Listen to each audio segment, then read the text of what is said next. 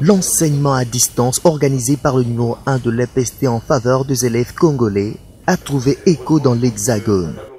Le pays d'Emmanuel Macron entend y apporter sa contribution. L'ambassadeur français en RDC, François Poujolas, l'a dit au ministre d'État Willy Bakunga au cours de cette audience.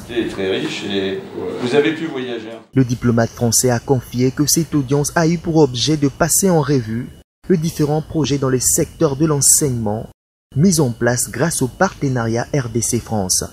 En tête des priorités, la création de l'Institut des formations de maîtres, impulsé dès novembre 2019 par le président Félix-Antoine Tshisekedi et Emmanuel Macron. Nous avons des chantiers, si je puis dire, dans notre coopération qui sont déjà un peu anciens et dont il faut suivre la bonne mise en œuvre, qu'il s'agisse d'accompagner tous les efforts faits pour l'accès le plus large possible des élèves à l'enseignement, mais un accès de qualité, d'où l'importance que nous attachons à la formation.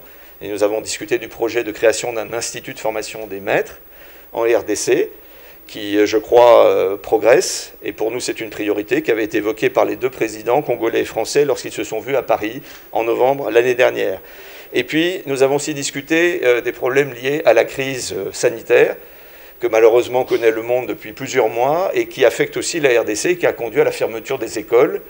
Et cette fermeture, bien sûr, crée beaucoup de difficultés. Donc nous avons évoquer plus spécifiquement les efforts qui sont fournis pour assurer une forme de continuité pédagogique et pour, au-delà de cette continuité pédagogique nécessaire, notamment à travers les médias, à travers les radios, voir comment on peut utiliser cette opportunité pour accompagner davantage les élèves, les formateurs et même leurs parents dans l'apprentissage des savoirs et la bonne méthode pour apprendre. Ici est de rappeler qu'à travers la classe télévisée, le cours radio-diffusé et les leçons disponibles à 0 crédit en ligne sur le site vodaedu.vodacom.cd, le ministre d'État Willy Bakunga et tous les gouvernements congolais aidés par le partenaire s'assurent que les élèves confinés à cause de la Covid-19 ne perdent pas le fil d'idées de matière apprises à l'école.